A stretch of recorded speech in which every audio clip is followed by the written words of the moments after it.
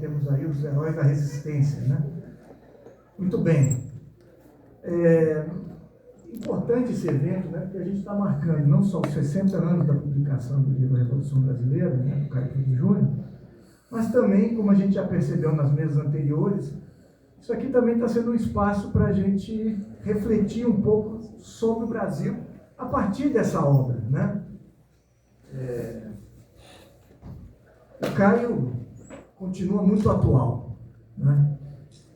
Obviamente, o Plínio, a Angélica, o Ridente, né, comentaram, né? Claro, você tem mudanças no país, mudanças do tempo, outro, nós estamos no século XXI, mas ainda há muito que se aprender com o Caio, né, e com a obra dele, né?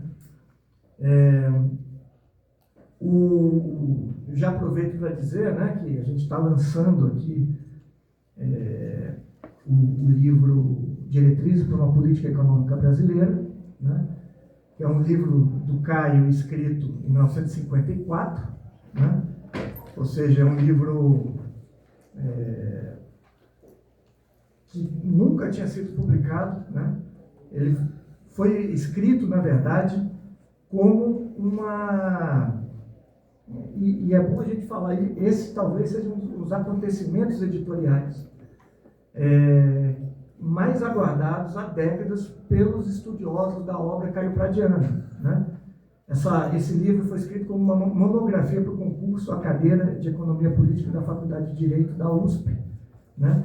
Foi concluído em agosto de 54, uma tiragem muito reduzida, né? Feito como tese. O trabalho foi impresso pela Gráfica Urupês, ou seja, nunca se tornou um livro publicado comercialmente pela editora Brasiliense, né?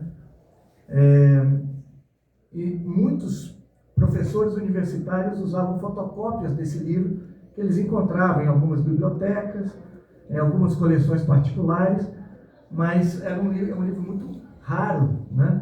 O concurso vai ocorrer em 1956, tinha 7 candidatos, se não me engano, o Caio tirou o último lugar, vocês imaginam, né?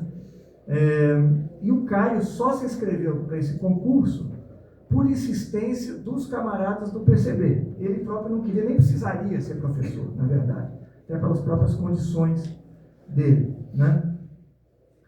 Eu não vou entrar nos detalhes desse livro, mas ele está ali, e é uma outra discussão, mas esse livro também discute o processo histórico brasileiro, como a maior parte da obra dele, a questão do mercado interno e externo, o que ele chama de marginalismo de algumas regiões do país, o papel do capital estrangeiro, a indústria, o imperialismo, a questão agrária. Ele vai atacar o fatalismo geográfico e ele vai fazer um diálogo crítico muito interessante com a teoria do desenvolvimento econômica esboçada pelos economistas da CEPAL. Então você vai ter um diálogo crítico com as ideias cepalinas. Ele elogia o Raul Prebisch, diz que ele tem um grande respeito pelo Prebisch, mas ele vai apresentar o que seriam essas diretrizes do ponto de vista dele, né? Hoje em dia nós estamos vivendo um rebaixamento do debate político, né? E houve um tempo em que os importantes intelectuais brasileiros vão discutir as questões conjunturais da política dentro de uma análise mais ampla do processo histórico do Brasil, ou seja, dentro da longa duração, né? Isso significa que, para entender o Brasil do seu tempo, esses intelectuais vão procurar as raízes daquela realidade, né? E iam até o estudo da colônia, né, para entender o Brasil contemporâneo. E nós estamos falando de debates acalorados, né, debates muito sofisticados. O que eu vou tentar fazer aqui é apresentar de forma panorâmica, né, o debate, vamos dizer assim, o debate das esquerdas, mas principalmente o debate marxista sobre a Revolução Brasileira, e como Caio e o livro dele se inserem, né, nesse debate no século passado. A gente lembra que o debate sobre a Revolução Brasileira, o debate marxista sobre a Revolução Brasileira, como o próprio Caio coloca no livro A Revolução Brasileira, começa na década de 20, né? E ele mais ou menos vai terminar na década de 80. E a gente está falando que hoje em dia retorna essa discussão. Você tem gente, Nildo, por exemplo, outros intelectuais brasileiros já começam a fazer essa discussão sobre a Revolução Brasileira, obviamente um novo tempo, com novas discussões, novas questões. Mas o debate começa com Otávio Brandão, né? Agrarismo e Industrialismo, ensaio marxista-leninista sobre a revolta de São Paulo e a guerra de classe no Brasil. Foi escrito em 1924, publicado em 26, com um pseudônimo. E a gente pode incluir também o proletariado perante a Revolução Democrática Pequeno-Burguesa, que é um artigo do Brandão, no número 6 da revista Autocrítica, que foi publicado em 1928. E isso sem falar das próprias deliberações do 6º Congresso da IC, né? Que vão ter uma força muito grande aqui no PCB. E o PCB é a organização de esquerda mais importante aqui, que vai dar o tom dos debates aqui no Brasil, na esquerda, até o começo dos anos 60. Né? E esse debate vai terminar nos anos 80, né? É o período do fim da ditadura militar, né? A transição democrática. A gente está falando do avanço, a gente está falando do processo direta já, né? Questão eleitoral, a questão da democracia, né? São todos temas que começam a ser mais ventilados naquele período. Ainda assim, a gente encontra alguns textos, né? A gente encontra textos de Teotônio dos Santos, do Florestan, do Edmundo Muniz, talvez, aí é um chute, né? Mas possivelmente um dos últimos livros dessa leva é um livro intitulado A Originalidade das Revoluções, do Edmundo Muniz, um livro de 87, por aí. Essas discussões, né, vão se relacionar tanto obviamente, com a conjuntura da época, ou seja, você está discutindo o momento histórico que você vive, mas também com as permanências estruturais de longa duração. Então, esse debate, na verdade, vai passar pela República Velha, pela Revolução de 30, pelo Estado Novo, pela Guerra Fria, pelo suicídio de Vargas, pelo 20º Congresso do Partido Comunista da União Soviética, pelos governos JK, Jânio e Jango, pela ditadura militar, pelo período de redemocratização. Ou seja, você tem questões de curta e longa duração que estão entrelaçadas, né? Assim como eventos internos e externos. E os dois momentos mais importantes, se nós quisermos, no plano internacional para as esquerdas no Brasil e na América Latina, dois momentos definidores. De um lado, primeiro, seria a Revolução de Outubro de 1917, fundamental, e a subsequente criação do Comintern em 1919. E o segundo momento é a Revolução Cubana, triunfo da Revolução Cubana em janeiro de 1959. Esses eventos vão influenciar muito a dinâmica das lutas revolucionárias na América Latina. Obviamente que a gente tem influência da Revolução Chinesa, você tem a Guerra do Vietnã, você tem guerrilhas na América Latina, você tem fluxos teóricos do leninismo clássico, do stalinismo, do trotskismo, do maoísmo, das políticas khrushchevianas, das ideias do Che e do Fidel, das ideias cepalinas. Você tem uma diversidade de outras discussões que estão ocorrendo e tudo isso cria um caldo de cultura política muito importante durante todos esses anos. Em que espaços vão ocorrer esses debates? Bem, primeiro, dentro das organizações políticas, né? Então, a gente fala do PCB, principalmente, é a grande organização durante décadas, mas, posteriormente, você tem a POLOP, você tem a ELN, você tem o trabalhismo, né, que tem uma discussão sobre reforma ou revolução, né? Depois você tem um debate dentro das editoras, as editoras participam disso. A editora brasiliense, importante, Fulgor, a Lammert, Civilização Brasileira. Você tem publicações, revistas e jornais. Você tem a Revista Brasiliense, Civilização Brasileira, Novos Tempos, Hoje, Estudos Sociais, Classe Operária, Movimento Socialista, Política Operária, Novos Rumos, mesmo a coleção Cadernos do Povo Brasileiro, que a Angélica discutiu aqui. Quais são as discussões centrais do debate sobre a Revolução Brasileira? Bem, o primeiro, mais óbvio aqui, é sobre a formação econômica e social do Brasil. Ou seja, se houve ou não feudalismo no período colonial, ou seja, se havia, entre aspas, resquícios ou traços feudais no campo, ou se alguns que vão dizer que o Brasil sempre negaram esse caráter feudal, né, das relações no agro, e vão afirmar que o Brasil estava inserido na lógica do mercado mundial e da acumulação primitiva do capital, né, desde o início. Né? Na América Latina, isso não é novidade só do Brasil. A gente tem o Sérgio Bagu, na Argentina, Marcelo Segal, Luiz Vitale. Talvez o último livro, eu recomendo, eu acho um livro muito interessante, o último suspiro desse debate tenha sido o livro do Mazeu, né, que é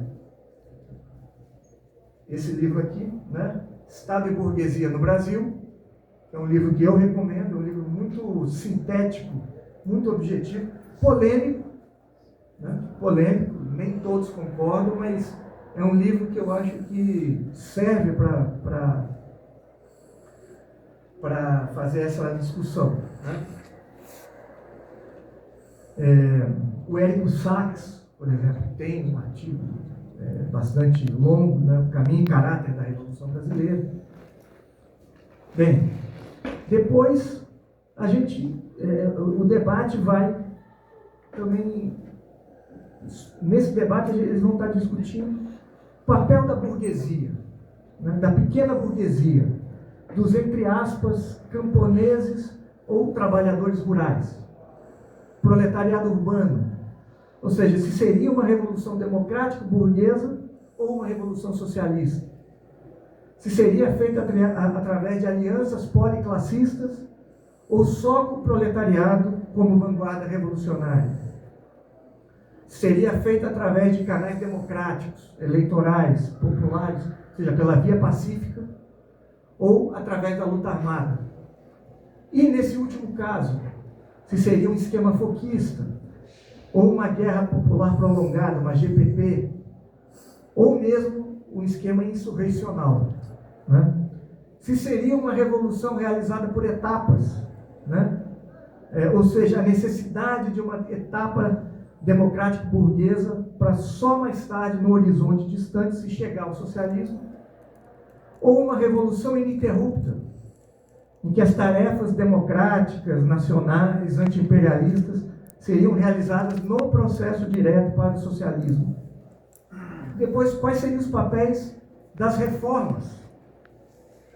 Até mesmo se seria necessário socialismo, né? Ou apenas reformas profundas dentro do próprio capitalismo, né? Que acelerassem a industrialização, com o avanço das forças produtivas, o avanço da reforma agrária, uma reforma urbana, uma reforma eleitoral, uma reforma política, com redistribuição de renda, com maior participação popular. Então vocês podem perceber que há uma diversidade de elementos aqui e as visões vão ser muito distintas. Você não tem uma visão única do que é a Revolução Brasileira, né?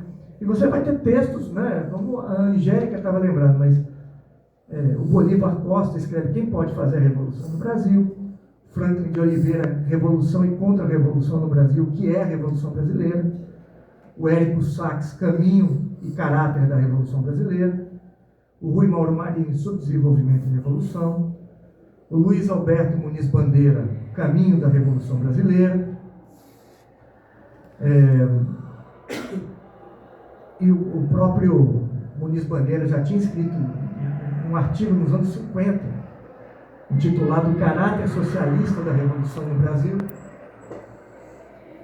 O Leôncio Basbaum escreve um livro, né, Os Caminhos Brasileiros do Socialismo.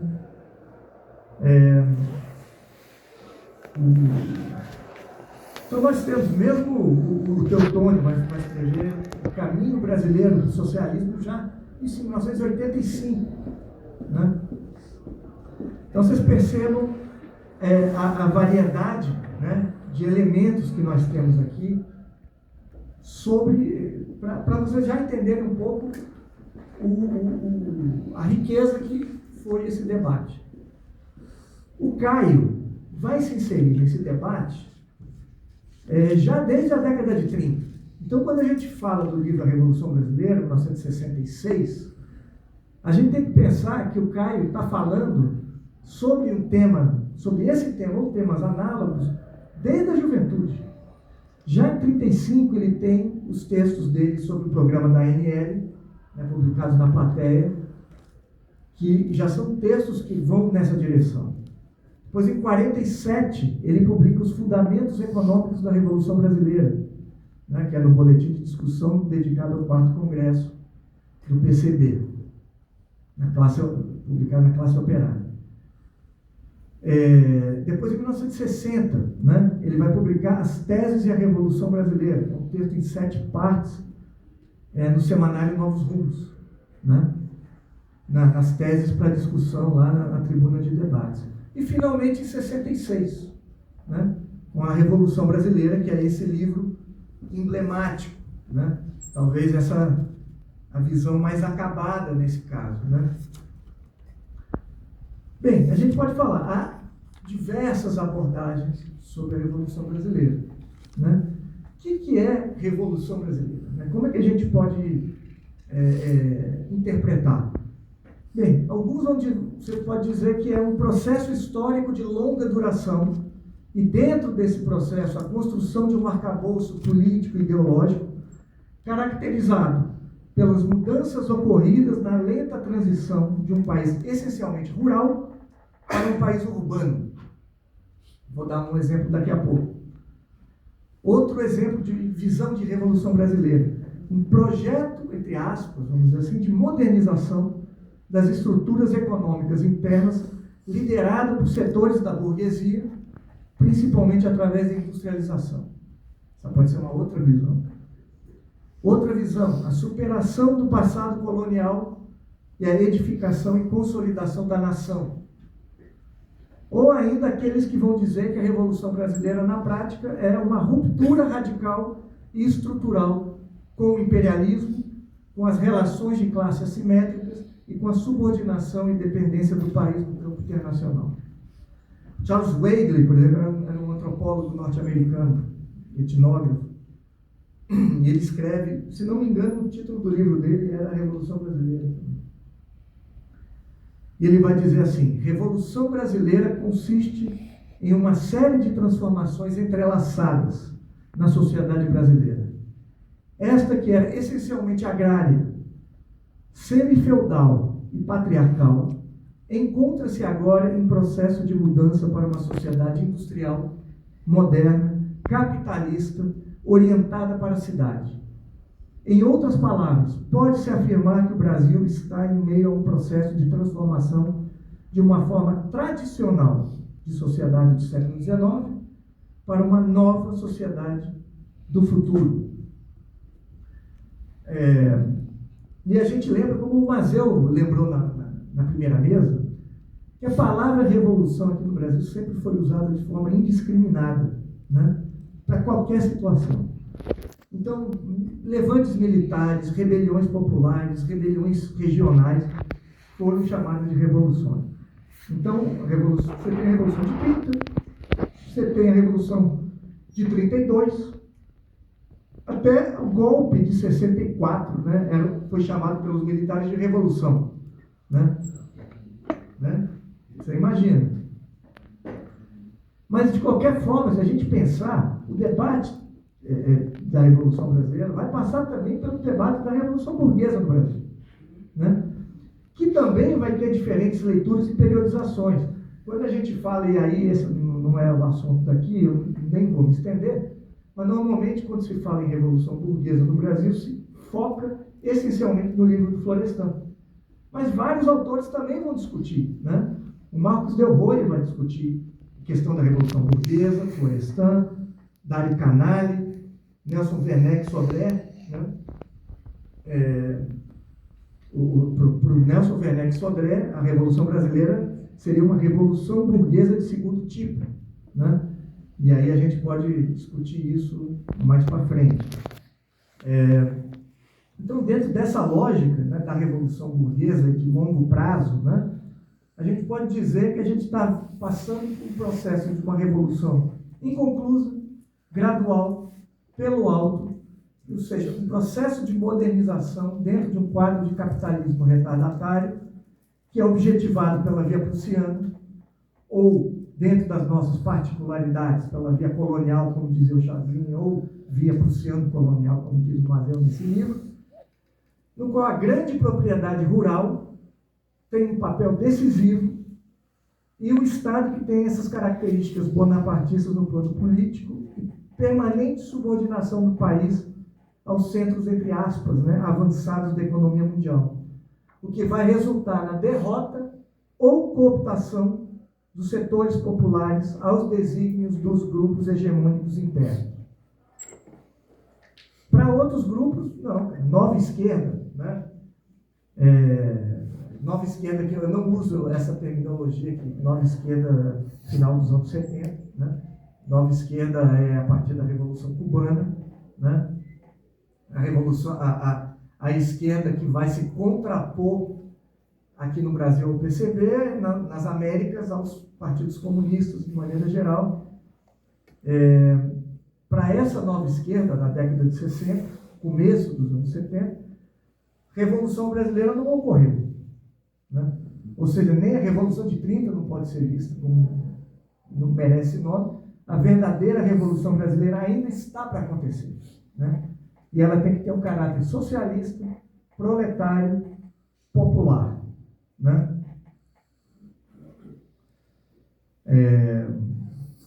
E aí, claro, nós temos diversos autores. O Gorender vai ter uma visão que ele muda depois com o tempo. O Plínio tem um prefácio longo de um livro que tem texto sobre a Revolução Brasileira. Ele também, não vou ler aqui, mas eu anotei para vermos aqui. Mas como o Plínio já deu a palestra dele, todo mundo já entende qual é a visão de Revolução Brasileira dele, mas ele também tem. Então, vocês podem perceber que nós temos muitos autores.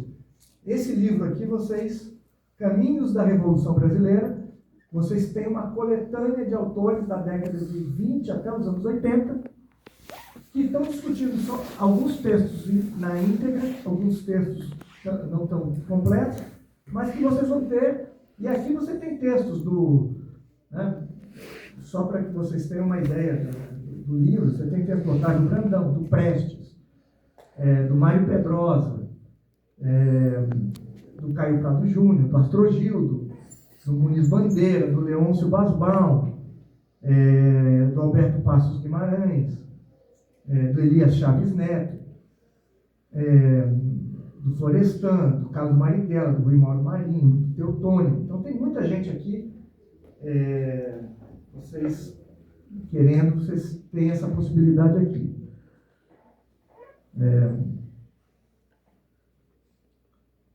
Bem, e aí a gente entra mais especificamente no próprio Caio, né? E aí eu vou tentar dar um panorama um pouco dessas ideias do Caio, que eu acho que o Lincoln e o Anderson vão ser mais específicos, né? E a Cecília está cuidando do horário aqui, então não tem problema. Espero que não esteja sendo longo demais aqui. Mas a gente lembra, né? O Caio, desde a juventude, vai apontar os caminhos para a intervenção política, né? A partir de temas como reforma, revolução, socialismo, questão agrária. Se a gente pensar, e muitos autores transformaram Caio quase que num intelectual de gabinete independente, né? Quase que tiraram muito do estofo político do Caio.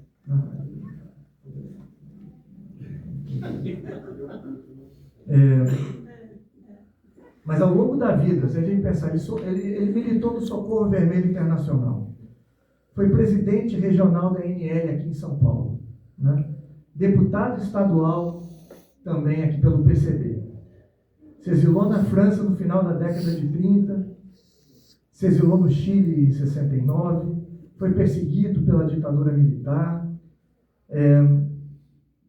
A última prisão dele, ele foi preso uma diversidade de momentos da vida dele.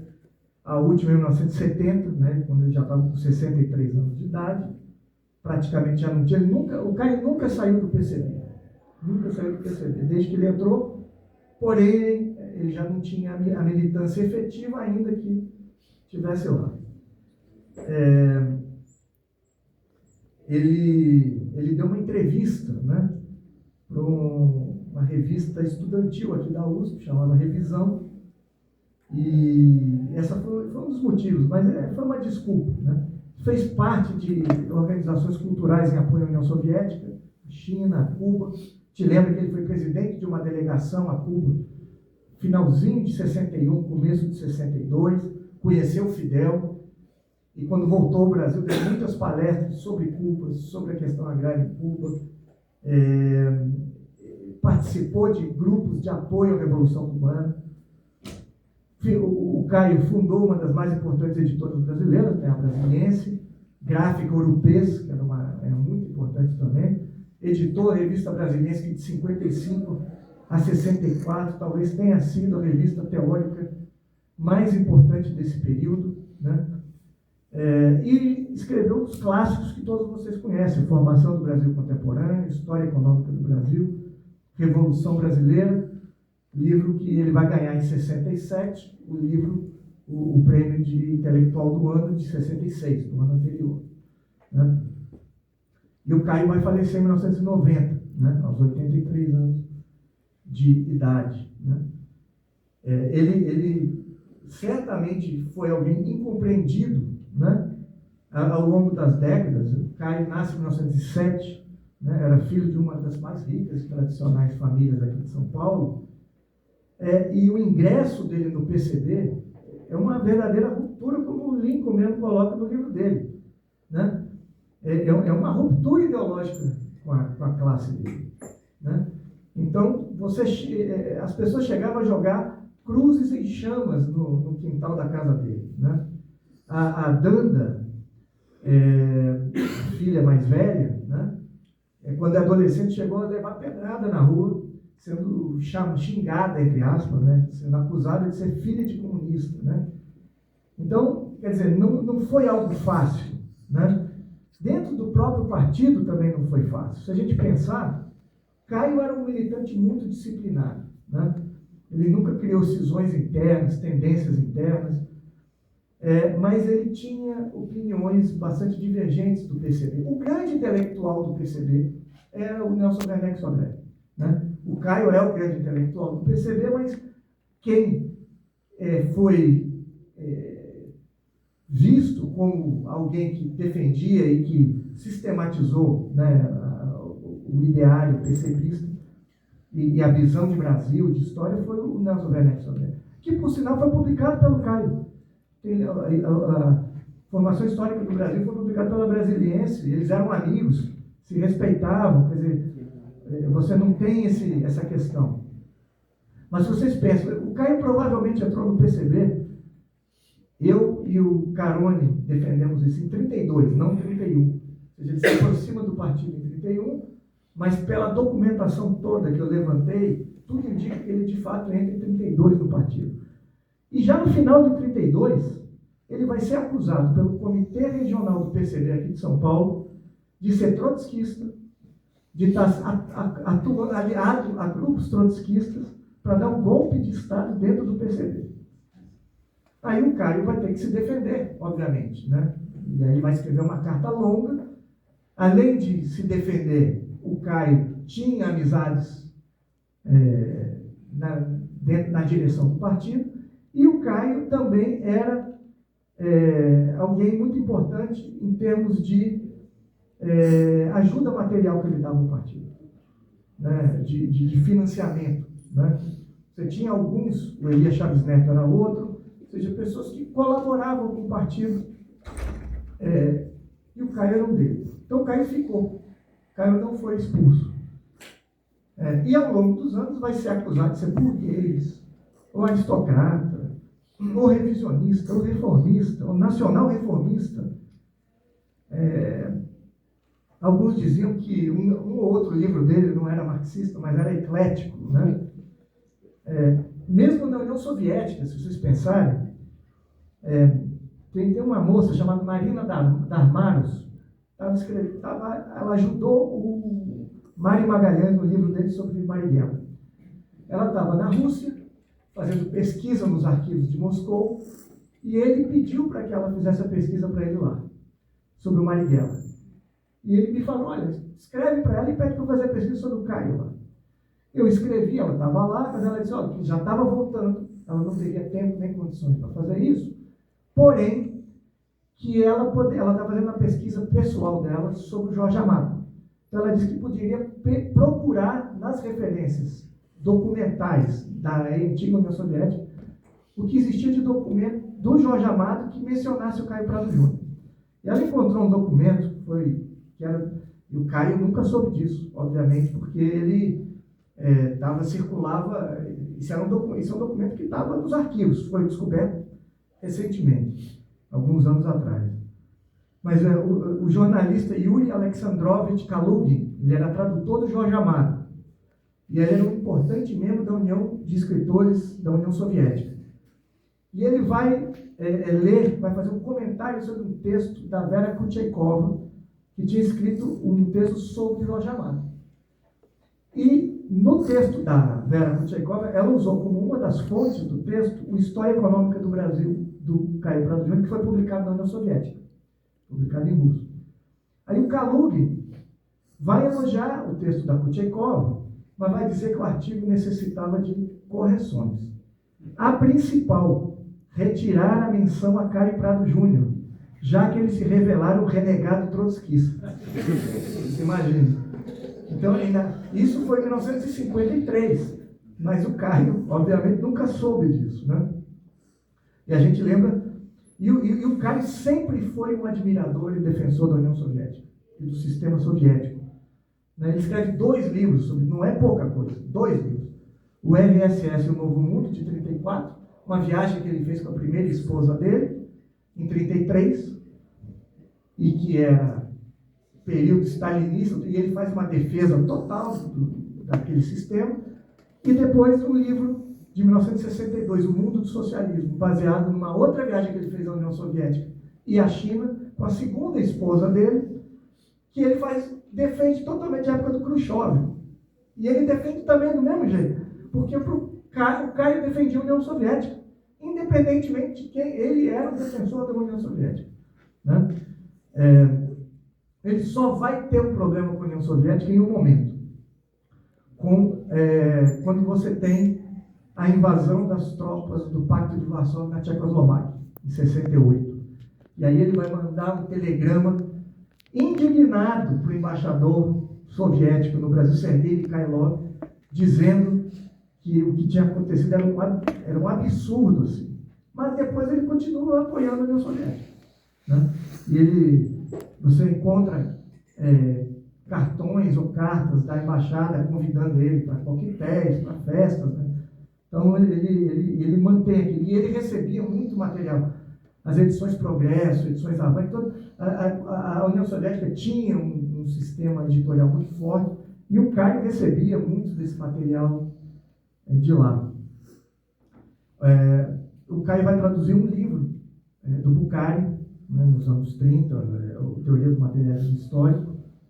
Foi uma descoberta, de acordo com o Lincoln, né, do Carone.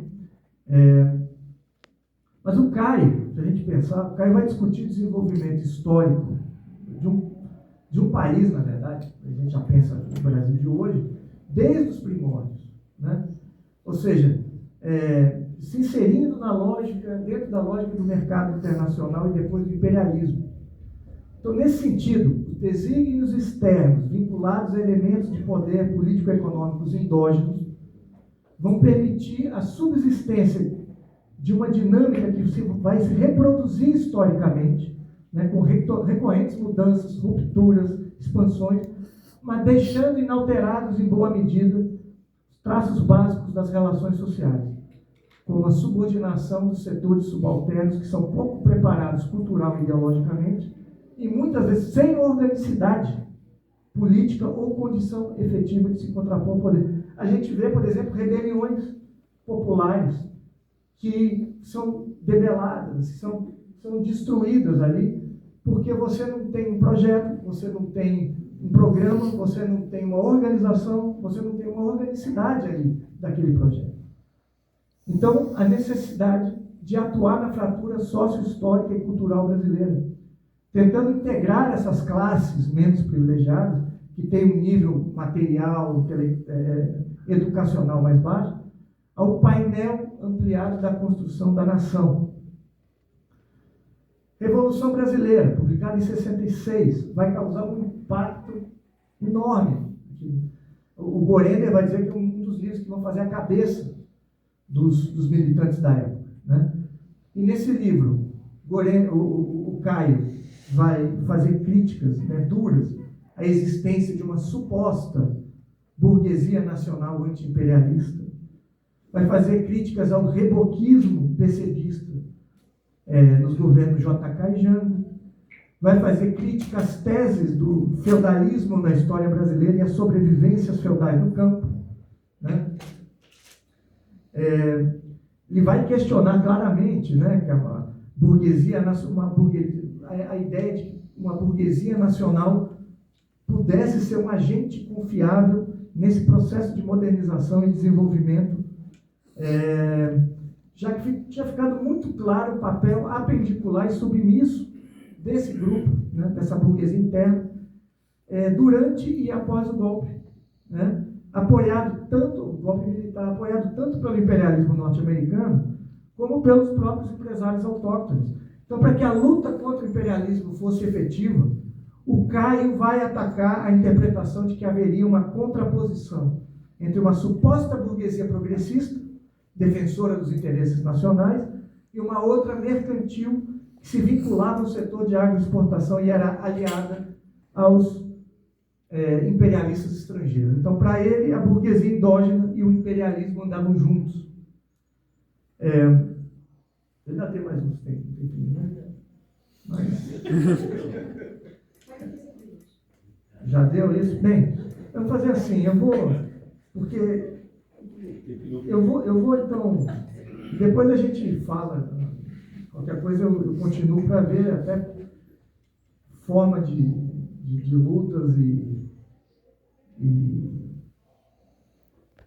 luta armada, luta pacífica, né? Via pacífica ou armada, isso a gente discute mais tarde. Mas, de qualquer forma, só para completar, né? No esquema caio-pradiano de revolução, né, os problemas brasileiros não podem ser resolvidos dentro de um regime burguês vinculado aos interesses dos imperialistas e ao atraso dos latifúndios no campo. Então, ainda que a revolução tenha que cumprir tarefas democráticas, né, incorporando esses grandes setores excluídos da população à vida nacional, ela tem um caráter de transição ao socialismo. Ele não sabe quando vai chegar o socialismo. Ele não dá uma data. Ele não diz que aquela revolução é uma revolução socialista.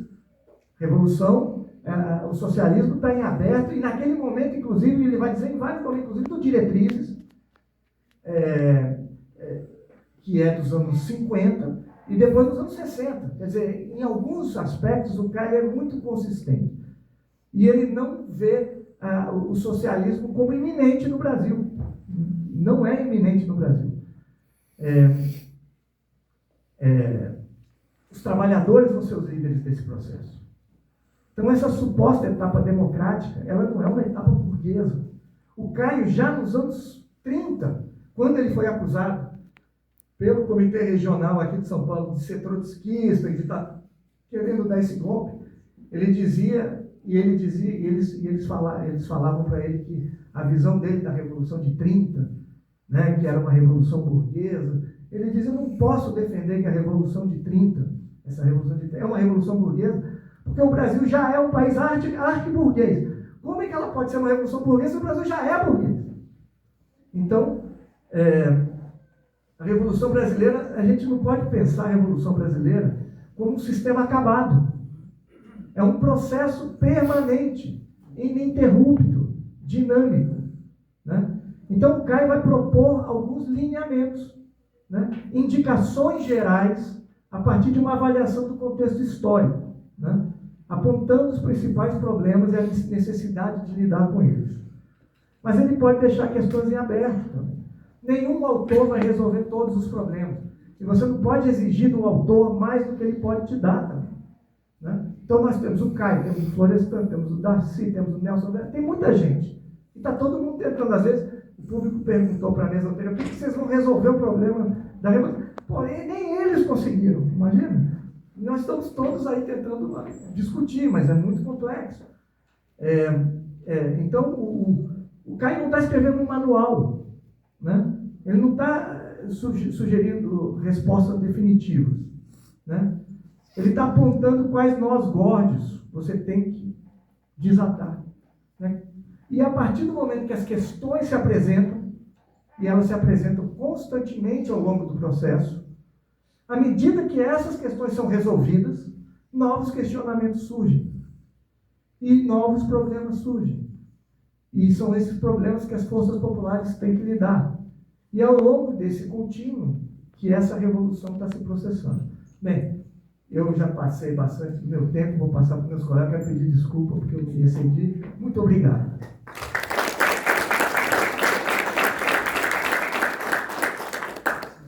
Agora eu vou passar a palavra para o Lincoln. Obrigada, secretário. Boa noite, obrigado, Cecília. E professor Pericaz, Anderson também. Nós estamos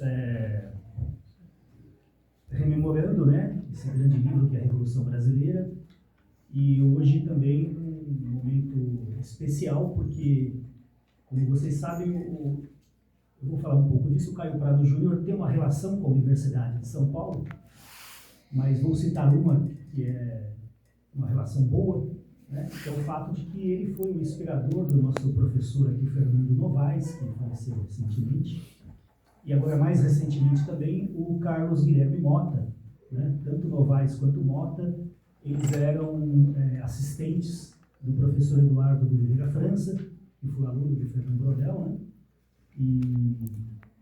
E que foi professor na época em que Caio Prado Júnior foi aluno da seção de História e Geografia da Universidade de São Paulo. Então nós estamos, acabou coincidindo, eu sei que o Pericaz já fez uma referência, né, ao Mota. Nós fizemos, aliás, né, um evento também antes, ele estava vivo ainda. Então, um momento triste diante desses dois nossos ex-professores, né? Bom, o Caio Prado Júnior já foi retratado pelo Pericaz como alguém que tem alguns traços de coerência ao longo da sua trajetória, desde o início da década de 30, quando ele deixa o Partido Democrático e ingressa no Partido Comunista no Brasil. E, apesar disso, eu diria que a trajetória dele é caracterizada por um duplo deslocamento. Ao mesmo tempo que ele pertence ao partido, ele tem todas essas questões que Pericaz apontou, em vários momentos se contrapondo à linha do partido, mas também nunca puxou a corda o suficiente para que ele fosse obrigado a sair do partido também. Portanto, ao longo do tempo, nós temos uma relação tensa, conflituosa, mas que ao mesmo tempo parece que acomodava tanto um grande intelectual e empresário editorial paulista como o Partido Comunista. Ou seja, era um pouco conveniente para os dois, né? Essa convivência mesmo conflituosa. Eu chamo a atenção para um exemplo, que é o livro do Jorge Amado, Subterrâneos da Liberdade, onde o Caio Prado Júnior é um dos personagens do livro, né? E ele é apresentado como alguém que é fiel ao partido, mas ao mesmo tempo tem amizades, né, que são condenáveis com artistas modernistas, enfim, ele chega a ser um pouco suspeito, né? ele tem discussões, ele defende uma arte degenerada, né, lá no livro. Então, é um burguês, apesar de ser um comunista fiel. Um outro deslocamento importante é a relação do Caio Prado Júnior com a universidade, né? Eu volto ao tema da Universidade de São Paulo. Porque, por um lado, o Caio Prado Júnior foi visto, hoje não é mais, mas durante uma certa fase da história da USP, ele foi incorporado, a partir dos anos 60 principalmente, por causa do Grupo do Capital, ele foi incorporado, a imagem dele foi incorporada como a do único marxista brasileiro que merecia algum respeito fora da USP. Porque tudo que havia sido... O Roberto Schwartz tem uma entrevista em que ele é bem taxativo, ele diz tudo que foi feito antes do grupo, né, de estudo dele, é um marxismo vulgar, com exceção de Caio Prado Júnior. E é um momento, o Fernando Novaes fez parte desse seminário, né, vocês sabem, e o Fernando Novaes, na verdade, desenvolve a tese central do Caio Prado Júnior na obra dele. A obra dele é um desdobramento da ideia de sentido da colonização e de antigo sistema colonial, que é um termo que o Caio Prado Júnior usa no livro Formação do Brasil Contemporâneo. Eu digo que não é mais assim hoje, porque a partir dos anos 90, a obra do Caio Prado Júnior começou a ser muito atacada no âmbito universitário, falando do campo historiográfico, né? Especialmente alguns historiadores mais do Rio de Janeiro, em Niterói, fizeram a crítica mais acerba da obra do Caio Prado Júnior. E eu vou voltar depois desse tema aqui. E mesmo na Universidade de São Paulo também ele deixou de ser uma referência fundamental. Mas que deslocamento é esse? Apesar dele ter sido incorporado numa certa fase, ele nunca foi aceito como docente, como disse aqui o Benincasa. Ele teve várias, na verdade, tentativas, a biografia que ele escreveu mostra isso, várias tentativas de se tornar um professor universitário. A primeira foi a tentativa de se tornar livre-docente em economia política na Faculdade de Direito do Largo São Francisco. Ele obteve o título, mas não o cargo. Depois ele teve tentativas em faculdades isoladas no interior de São Paulo, que depois vieram a compor a Unesp. E, finalmente, já no departamento, já é departamento de História, esse departamento aqui, ele fez um concurso para a cadeira de História do Brasil, e o concurso foi cancelado, né, pela reitoria. E em todos os casos, porque ele era um militante comunista. Esse é um fator central, isso é imperdoável, né, na figura dele. Bom, acho que um outro ponto que eu acho que eu queria chamar a atenção nesse voo panorâmico aqui sobre a relação do Caio Prado Júnior com a ideia de Revolução Brasileira é o fato de que o Caio Prado Júnior teve, apesar de estar fora desse circuito acadêmico, um papel pioneiro em muitas discussões em que a universidade chegou muito depois.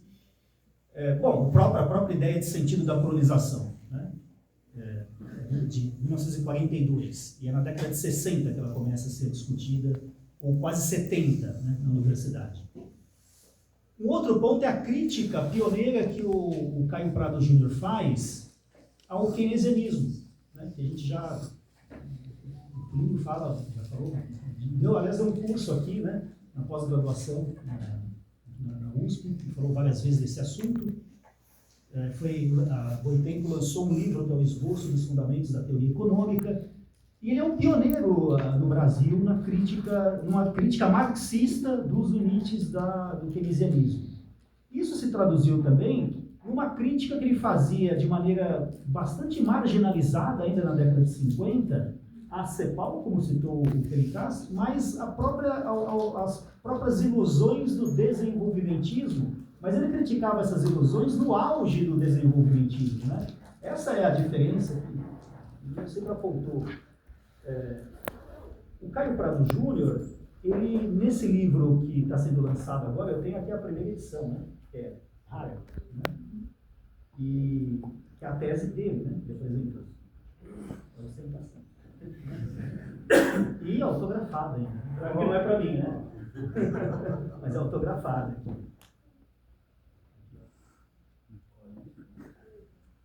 Bom, mas nessa tese, o Caio Prado Júnior já ele mantém a ideia de sentido da colonização, mas ele já faz uma defesa, aquela crítica que depois vai surgir nos anos 90, o fato de que ele seria um autor que não dava atenção ao mercado interno na colônia, uma dinâmica interna da economia colonial.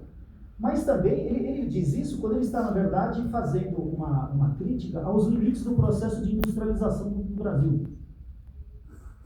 Porque não se trata, o Brasil nunca teve uma revolução industrial, essa é a ideia do Caio Prado Júnior. O Brasil é um processo de industrialização que não internaliza a reprodução do departamento 1, que produz bens e capital. Então, apesar de ter um processo de industrialização que é importante, ele não diz que não é importante, mas é um processo limitado, porque não rompe com o sentido da colonização e com o estatuto colonial. Eu vou citar aqui, eu não posso deixar de citar, um trecho desse livro, que agora chegou aqui, né, a primeira edição, então. Né? Mas ele diz aqui o seguinte, olha. Ele está falando dos fatos mais salientes, né, da evolução econômica no Brasil. Ele diz assim: podemos tirar daí algumas primeiras conclusões. A primeira delas, essencial, é que a economia brasileira se organizou e evoluiu em função do comércio externo. É a ideia do sentido da colonização. Mais particularmente, da exportação de produtos primários. Em consequência, tudo mais que nela se encontra é acessório e deriva direta ou indiretamente daquele setor fundamental, isto é, existe para ampará-lo e o manter em funcionamento. Então, mesmo o processo de industrialização, ele ainda é acessório. Essa é a ideia central. Essa é uma constante da evolução econômica do Brasil. O que não quer dizer que aquele acessório não seja ou não possa ser de grande importância. Isso ocorre particularmente em nossos dias, com relação, por exemplo, à indústria manufatureira, cuja produção, que não se destina ao comércio externo, já superou sensivelmente o total da exportação. Pareceria mesmo, à primeira vista, que um dado estatístico como esse pudesse ser interpretado como sinal de que a economia brasileira já não se apoia mais essencialmente na exportação de produtos primários. Isso, todavia, não é exato, o que se comprova facilmente com o fato de que qualquer perturbação de nosso comércio exterior afeta substancialmente a vida econômica do país, o que não se dá nem nas mesmas proporções, nem com o mesmo caráter, no caso da indústria ou de outras atividades não ligadas diretamente àquele comércio. E é precisamente para se compreender na sua integridade esse fato, aparentemente paradoxal, de um acessório que, medido quantitativamente, supera o principal, que é preciso considerar os antecedentes dessa situação e investigar suas razões históricas.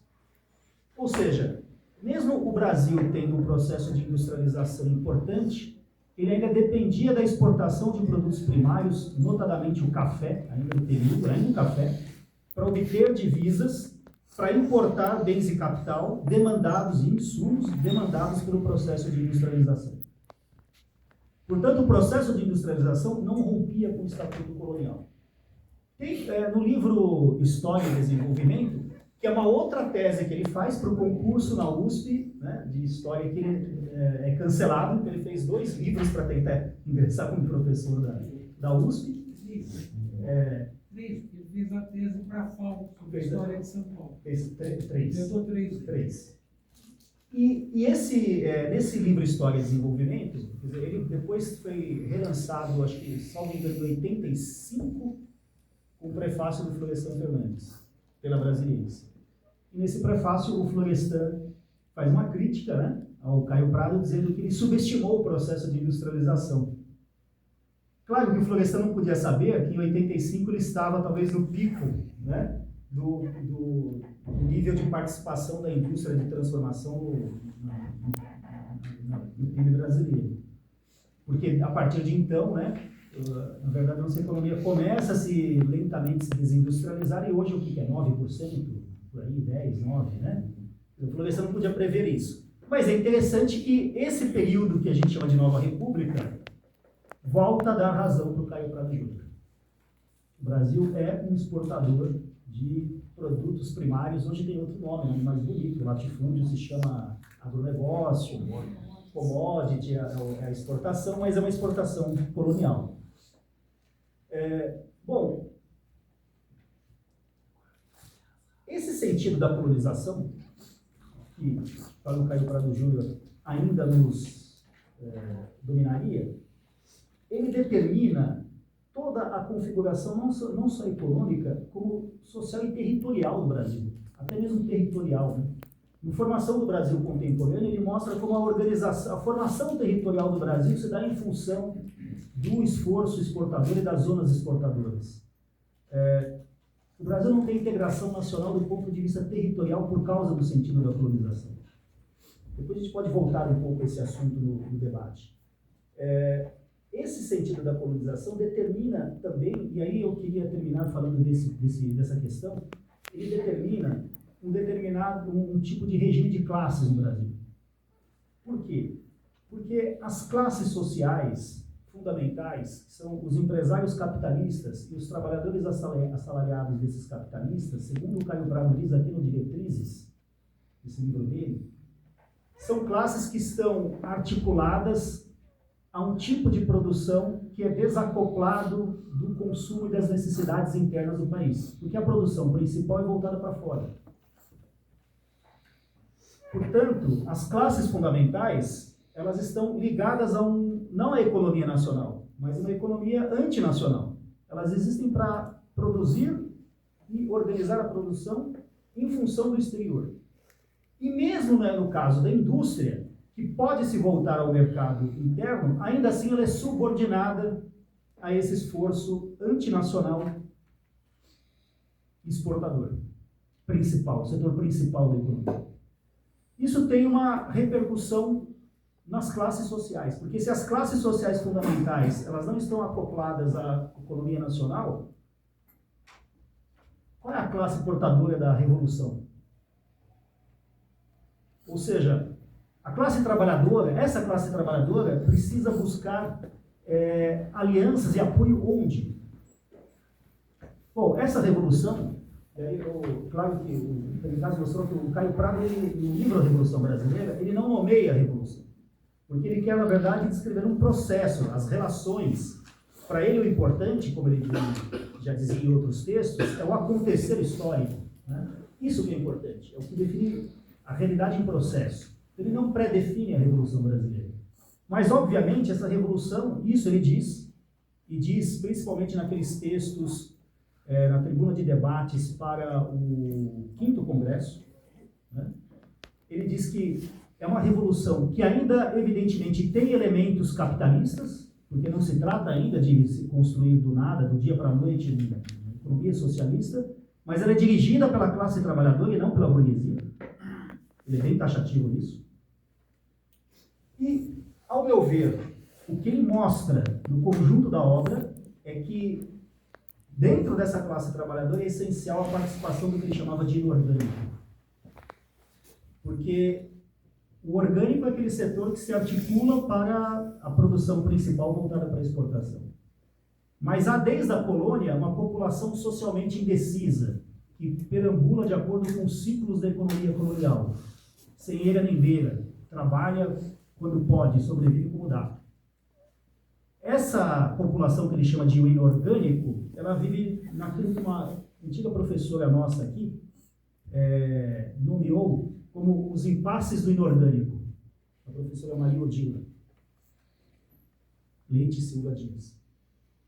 Porque é uma população que é inorgânica, não está vinculada ao setor principal, mas é dela que se pode esperar a construção da nacionalidade e da economia nacional. E a ruptura com o sentido da colonização. Então, essa revolução anticolonial depende do inorgânico. Claro que o Caio Prado Júnior não deixou, como ele disse, nenhuma receita, nenhum tipo de organização, não propôs nada a esse respeito. Ele identificou um impasse. É o impasse da sociedade brasileira. Ela gera continuamente um setor da população que está desvinculado da produção principal, mas a gente depende desse setor para que haja o desencadear do processo que ele chama de Revolução Brasileira. Enfim, esse é o impasse que o Caio Prado Júnior nos deixou. Eu termino por aqui e agradeço a atenção de vocês. Muito obrigado.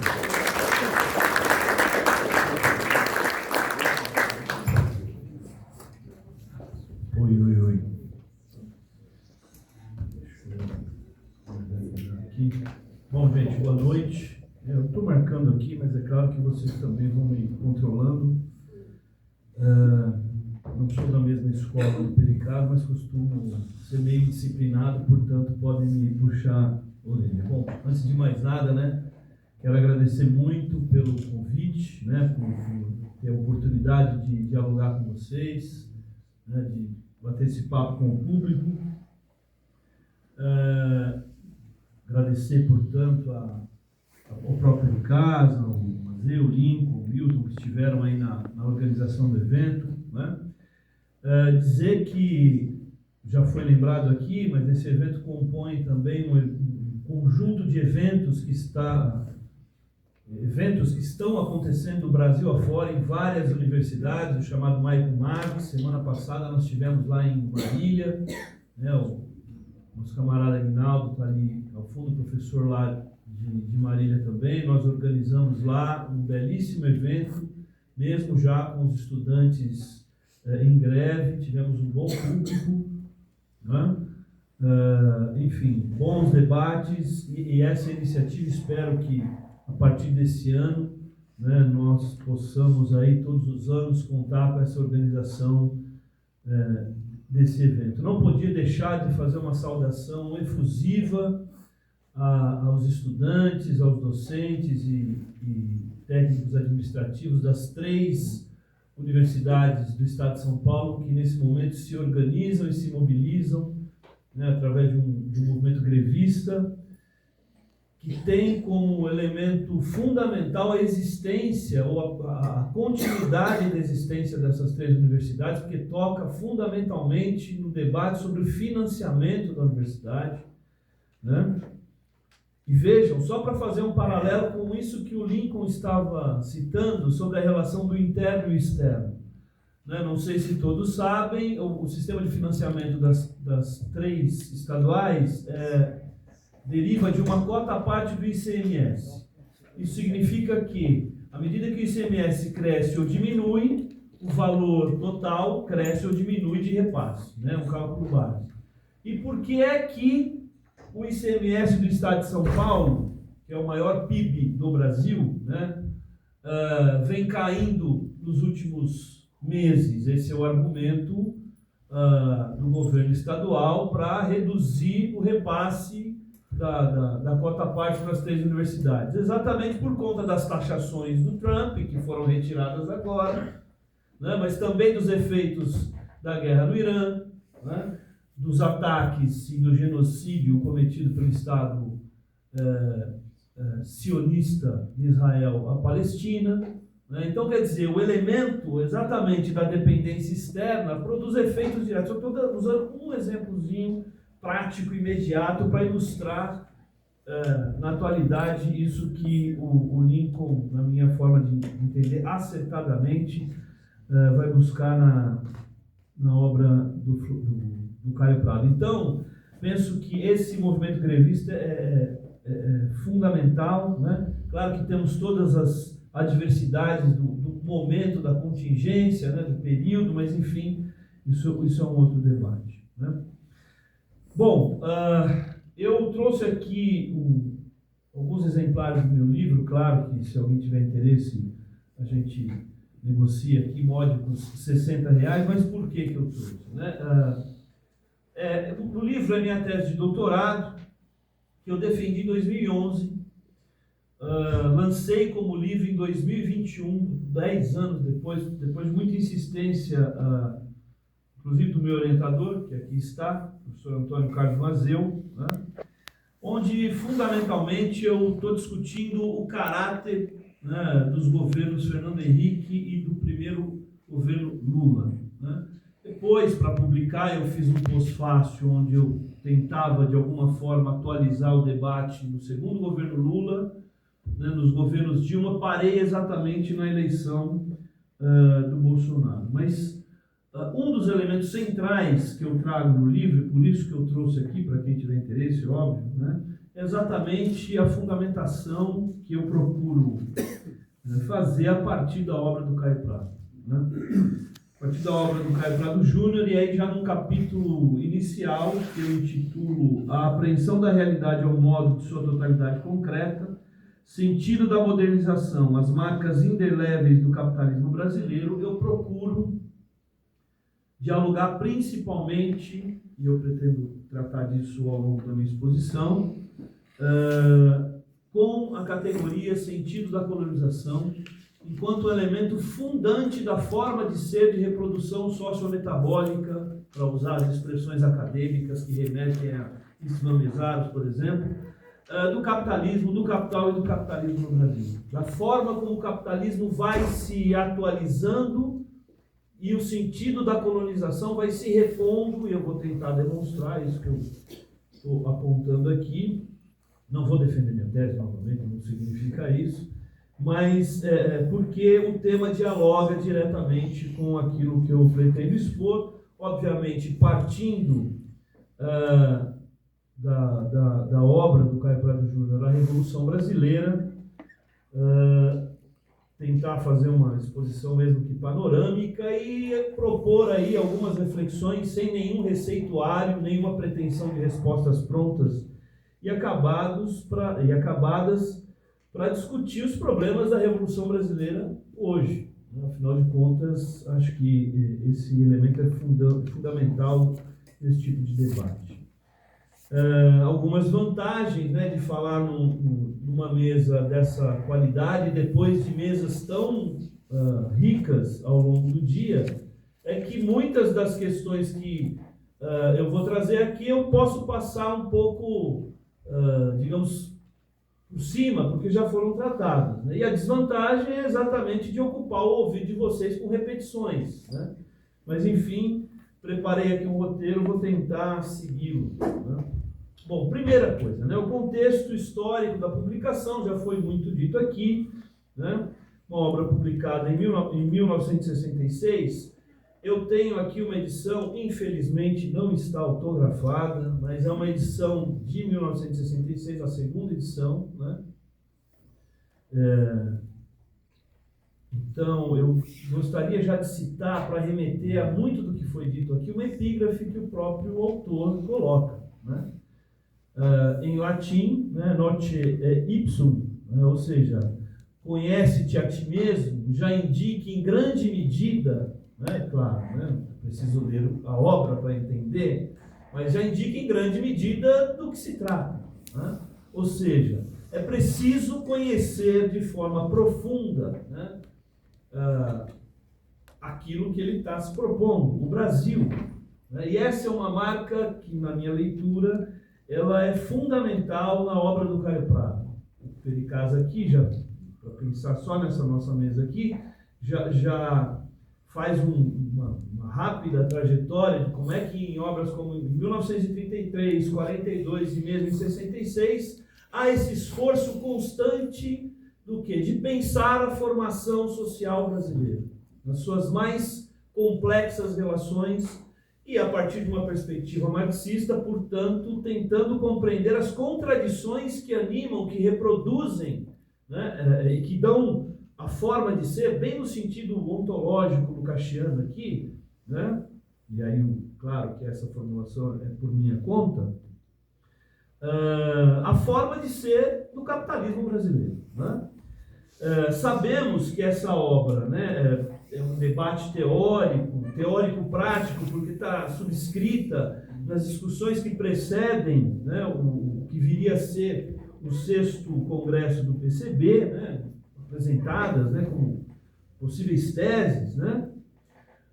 Um congresso que já acontece na clandestinidade, né, sobretudo por quê? Porque nós o Brasil havia passado por um golpe civil-militar de tipo bonapartista clássico, e por que eu faço questão de enfatizar a categoria de bonapartismo aqui? Porque, como nos demonstra Marx, o bonapartismo é o fenômeno político que expressa o esgotamento das possibilidades revolucionárias da burguesia. Ou seja, a partir de meados do século XIX, é quando o Marx está escrevendo lá o Luiz Bonaparte, né, o 18 de Brumário, já fica claro que a tragédia de 1799 vai se reproduzir como farsa constantemente. Portanto, qualquer possibilidade de avanço da democracia não será no seu conteúdo burguês. Costumo dizer, né, quem já me ouviu em outros momentos, que a classe responsável pela democratização da democracia é o proletariado. Mas essa democratização já tem um outro conteúdo, ou deve apontar um outro conteúdo. Não que isso se realiza de forma automática, né? Mas esse golpe bonapartista, né, ou de tipo bonapartista no Brasil, ele expressa claramente o conteúdo da burguesia, né, o conteúdo sócio-histórico dessa burguesia. Ou características que o Caio Prado, ao longo de sua obra, como já foi dito aqui, também já apontava claramente. Não há uma burguesia nacional de tipo clássica no Brasil que promova, o que é o tipo clássico? Né? Que leve às últimas consequências os pressupostos teórico-ideológicos ou ideossocietais que o iluminismo reproduziu como fundamento revolucionário. Né? Isso não está presente na forma de ser da reprodução, inclusive do ponto de vista ideológico, do liberalismo no Brasil.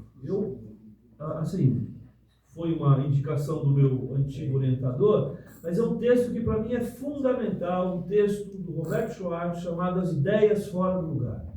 Né?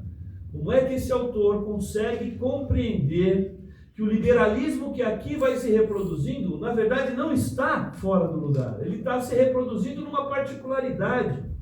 E que, portanto, essa particularidade expressa o esgotamento de qualquer possibilidade revolucionária do liberalismo. O liberalismo passa a ser conservador e abre grande espaço para o reacionarismo. A história no século XX demonstra o que isso significa, né? Mas, enfim. Então, esse golpe de tipo bonapartista, ele escancara essa realidade e escancara também os limites acerca da linha política do PCB à época, né, no pré-64, como já foi apontado aqui pelo Mazeu, pelo Milton e por outros que estiveram nas mesas. Né?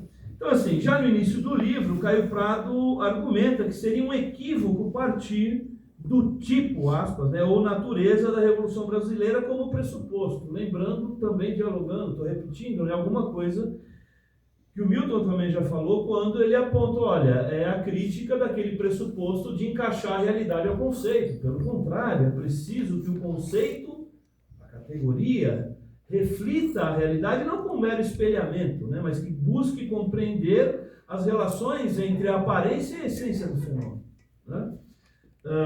Portanto, tal postura seria apenas, né, essa postura de caracterizar a natureza ou o tipo da revolução, uma postura apenas a priorística e doutrinária, baseada apenas em convicções pré-determinadas. Dessa forma, aspas para o autor, tal tipologia conceitual não extrairá nenhuma norma política que possa indicar e inspirar uma ação efetivamente praticável. Né? Como é que a gente traduz isso para os dias de hoje? O caráter da revolução hoje é socialista. Ok. E aí? Né? O que nós fazemos com isso? Alguém aqui já colocou uma importante indagação. Né? O que é ser anticapitalista hoje? Né? Acho que foi o companheiro lá de Assis. Né? Ok. Ser anticapitalista é ser socialista, mas é preciso dizer do que se trata. Né? Eu concordo plenamente com o Plínio, é preciso dar nome às coisas. Por exemplo, uma grande pauta para a esquerda brasileira hoje seria a socialização dos meios de produção, o fim da propriedade privada sobre os meios de produção. Né?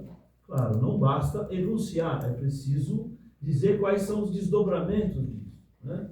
E os porquês disso. Porque a propriedade privada sobre os meios de produção, como nós sabemos, é o fundamento, desde que existe exploração sobre o trabalho, dessa exploração do trabalho, que na forma capitalismo tem características específicas, né? Então, quer dizer, um elemento fundamental, né?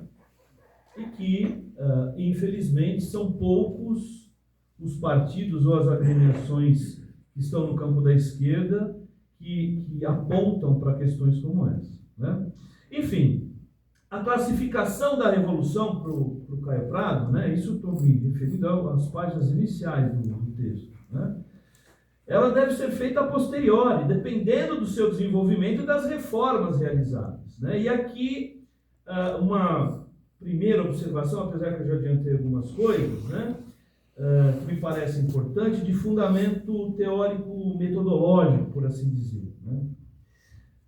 Há na obra uma preocupação primeira em capturar a particularidade histórica brasileira, no contexto, obviamente, no contexto em discussão. Isso implica em compreender a composição e articulação das classes sociais em luta, a correlação de forças presente, o que envolve diretamente a ação do imperialismo, né, nesse contexto, né?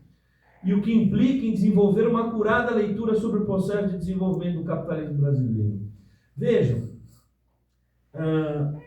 sempre que eu leio as passagens do Caio Prado, não só nesse texto, mas em outros, como principalmente, né, a formação do Brasil contemporâneo, e que remete exatamente a essa necessidade de compreender profundamente, né, as relações sociais brasileiras, me vem o Lenin na cabeça, né? Não estou aqui fazendo qualquer inferência de que o Caio Prado está fazendo uma reprodução a partir das leituras de Lenin. Não, mas vejam, o que o Lenin faz, né, lá no final do século XIX, está lá no exílio, na Sibéria, o que ele está se debruçando sobre o quê? Né, que vai dar origem ao famoso, importante texto Desenvolvimento do Capitalismo na Rússia. É preciso compreender de forma profunda a formação histórica desta realidade, né? Como é que se compõem as classes sociais, como é que se compõem as contradições que dão origem a este momento histórico para poder atuar, né? Para poder apontar caminhos de atuação que indiquem, obviamente, né, a partir de um determinado programa, de determinados pressupostos, e aqui para o Caio Prado, né, na minha leitura, mesmo com perspectiva de longo prazo, é a revolução de caráter socialista, né? Mas é preciso compreender profundamente essa realidade, né? Então, esse tipo de observação, da forma como entendo, remete diretamente a essas questões, né? E desses elementos se desdobram um outro debate que a obra nos apresenta, né?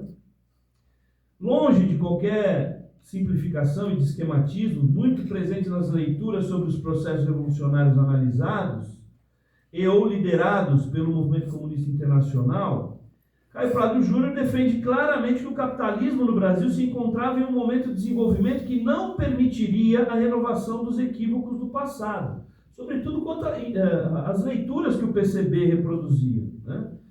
Muitas delas, como também aqui já foi apontado, sobre a orientação da Internacional Comunista, né? Principalmente a questão do feudalismo, né? Vejam, eu queria fazer um parêntese aqui que eu nem tinha anotado, mas os debates foram suscitando, né? Se nós pensarmos, claro que eu vou fazer uma exposição aqui um tanto quanto esquemática, na formulação teórica que o Nelson Werneck Sodré aponta sobre o feudalismo no Brasil, né? O que ele vai nos dizer? Olha, o feudalismo no Brasil não é uma mera cópia do feudalismo ibérico, apesar das nossas origens, né? O feudalismo no Brasil se manifesta principalmente nas franjas de um sistema colonial que, em momentos de crise, nós observamos uma regressão feudal. Ele usa uma expressão mais ou menos assim. Isso é o Nelson Werneck Sodré, onde as relações pessoais, de dependência pessoal entre aquele que que controla o fazendeiro e os seus subordinados, remetem a um tipo específico de feudalismo. Qual é o problema desse tipo de formulação? Problema, ou quais os problemas, né? Sobretudo do ponto de vista da proposição teórico-prática, no sentido de pensar um programa da Revolução Brasileira. Na minha leitura, o problema é que isso remete principalmente a uma formulação que prioriza os aspectos jurídicos e institucionais, fundados, sobretudo, numa tradição aí sim que deriva do passado ibérico, né? E que, portanto, vê na política ou meramente na esfera das relações institucionais a possibilidade da transformação. Moderniza-se a política, moderniza-se as relações, democratiza-se as instituições, que você supera o feudalismo. Isso é um dos desdobramentos, ou uma das consequências dessa leitura, que na minha modesta opinião, se fundamenta muito naquilo que nós chamaríamos de uma leitura politicista, né? E vejam, qual que é o esforço que o Caio Prado está colocando aqui. O Caio Prado não está, ao dialogar e ao buscar o sentido da colonização, o Caio Prado não está descartando os mecanismos que se reproduzem a partir da dominação ibérica no Brasil no período colonial, né? No entanto, o que, na minha leitura, né, a obra do Caio Prado Júnior nos permite é identificar exatamente que aqueles resquícios feudais que estão sendo transferidos para o Brasil, por assim dizer. Vou dar um exemplo: a fundação do Brasil, cartas de doação e foral, cria lá todo o sistema de capitanias hereditárias, as sesmarias e tudo mais. Isso é um resquício jurídico que deriva do período feudal. No entanto, isso está sendo recolocado numa nova ordem, cujo fundamento econômico dá uma nova dinâmica, tá? Dá um novo conteúdo, um novo significado, mesmo que tenha reminiscências de um passado feudal.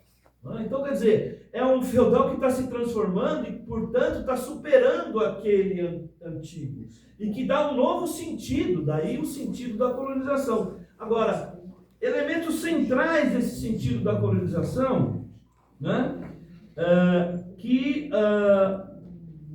não são superados, né, olha o meu tempo, não são superados, e que o Caio Prado Júnior está retomando aqui na Revolução Brasileira como elemento central da discussão, né?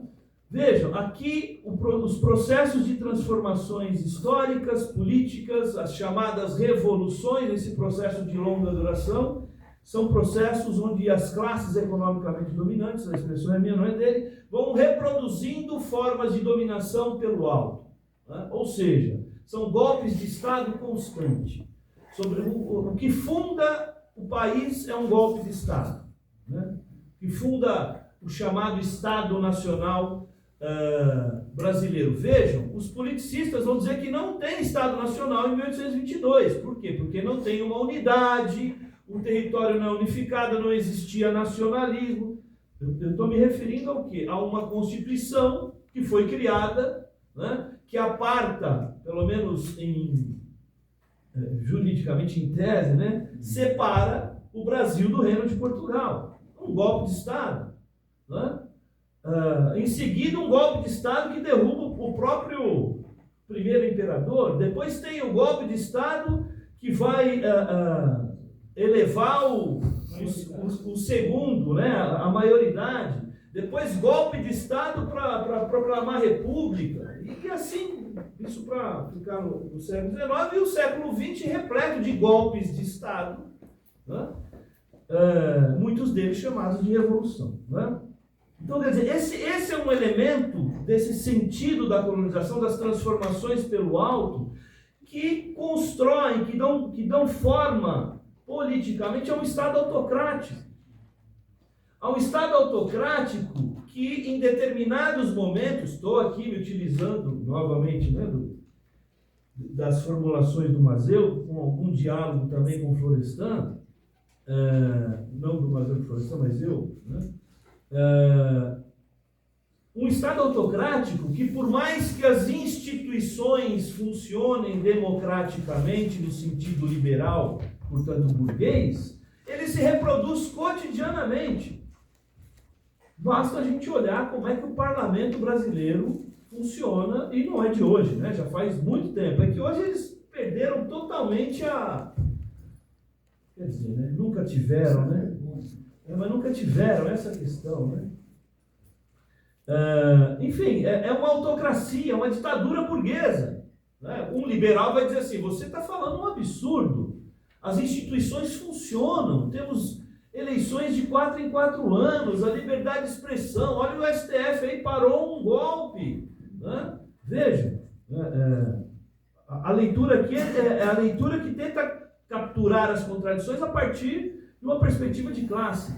E não estou dizendo que essa institucionalidade burguesa liberal, né, não seja necessária, por exemplo, para a gente sobreviver e poder falar aqui hoje, inclusive. Em outros momentos não poderíamos. Né?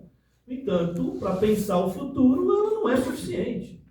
Né? Pelo contrário, essa mesma institucionalidade burguesa que coloca no poder os Trumps da vida, né, os Bolsonaros da vida, a direita que vai a galope tomando a Europa Ocidental, né, numa crise, para retomar aí a análise do Plininho, numa crise clara, né, uma crise estrutural, que é uma crise civilizatória, é a barbárie constante, cujo elemento mais explícito é a guerra, o genocídio que se comete hoje mundo afora, em nome do quê? Da democracia ocidental. Mas esse, é claro, é um outro debate. Enfim, este elemento dessa autocracia que deriva, né, daquilo que a gente poderia entender como sentido da colonização, está colocado. Essa dependência externa, né, mas vejam, né, sou questionado sobre isso desde o meu mestrado, Link. Mas essa dependência não muda, você está sendo anacrônico, né? Você está dizendo que a burguesia interna é uma coitadinha? Não, é uma associação subordinada, porque esse é o projeto, é a forma de ser. Né? É a forma de ser de uma burguesia que vai aqui se desenvolvendo, né? E que não tem o menor pudor e nem a vergonha, né, e aí é claro que a gente precisa pensar nos contextos que a gente está falando, mas que nesse contexto de ofensiva contra-revolucionária do capital que se abre a partir da década de 90, essa burguesia vai lançar todos os artifícios possíveis para eliminar todo e qualquer direito conquistado pelo proletariado brasileiro nas suas mais diversas frações ao longo do século XX. Né? Tudo isso que a gente identifica como o desmonte do estado de bem-estar social, não dá nem para falar de um estado de bem-estar social no Brasil, né? O arremedo que nós chegamos disso é a Constituição de 1988. Né? Alguém vai dizer, mas o SUS é importantíssimo, só que cada vez mais está nas mãos da iniciativa privada. Né? Mesmo assim, continua sendo importantíssimo. Né? E está sendo desmontado. Né? A legislação trabalhista, a CLT era arcaica, né? Pois é. Quase que revogaram e, na prática, restabeleceram o regime de trabalho escravo, agora garantido pela ideologia do empreendedorismo. Né? Enfim, esse é um outro elemento, né? Essa associação subordinada dessa burguesia que vai aqui se desenvolvimento. As articulações sendo feitas sempre por aquilo que a gente chama de articulações pelo alto. Pelo alto por quê? Porque a massa dos trabalhadores da classe, nas suas mais diversas frações, essa massa é historicamente escanteada. E não é por acaso. Né? Escanteada não só das decisões, mas escanteada dos direitos mínimos para a sua própria existência. Nos momentos em que esteve mais organizada, consegue avançar minimamente. Nos momentos em que, por vários motivos, se desarticula, né, nós observamos isso que a gente está chamando aqui de uma ofensiva contra-revolucionária do capital, né? Estou vendo que vai dar meu tempo aqui. Para finalizar, né, da forma como eu entendo, e aí dialogando um pouquinho com o que eu já falei no início, o que se inaugura no pós-1988, principalmente a partir de 1989, é um aprofundamento constante de renovação disso que o Caio Prado Júnior chamava de sentido da colonização, né? Claro que ele é renovado historicamente, não é uma mera reprodução do passado, né? Portanto, existem novos determinantes históricos. O Brasil se integra, se insere, né, nos fluxos internacionais de reprodução do capital na sua fase imperialista, né? Sobretudo a partir do projeto defendido pelo Fernando Henrique Cardoso, de uma associação subordinada, né? Vamos nos lembrar de Independência e Desenvolvimento da América Latina, quando no final do livro o Fernando Henrique vai dizer algo mais ou menos assim: olha, excetuando a possibilidade de socialismo, que não vai existir mesmo, a única forma da gente modernizar o Brasil é superar a ditadura e se inserir, né, nos fluxos internacionais de reprodução do capital. Se inserir como? De forma subordinada, porque isso é da estrutura da dependência brasileira, não tem outro jeito de ser, né? E aí, tem gente ainda que vai identificar marxismo nisso, mas enfim, esse é um outro debate. O fato é que o que o Fernando Henrique escreveu com o Enzo Faleto lá em 73, 74, ele aplica, claro que não é ele, né? Ele é o que capitaneia um projeto político, um programa de governo que vai ganhar força e ser implementado a partir dos seus governos. Então, é nesse sentido, né, que eu procuro entender isso que chamo, né, de modernização do sentido da colonização, né? Enfim, acho que é preciso refletir sobre essa realidade, né, tentar capturar, no momento em que nós vivemos, esses determinantes concretos, né, que me parece uma tarefa mais do que urgente que se impõe, sobretudo para as organizações do campo revolucionário, como elemento central para pensarmos a Revolução Brasileira na atualidade. E assim, quem sabe, barrarmos a barbárie que avança a passos largos. É isso, gente. Mais uma vez, muito obrigado.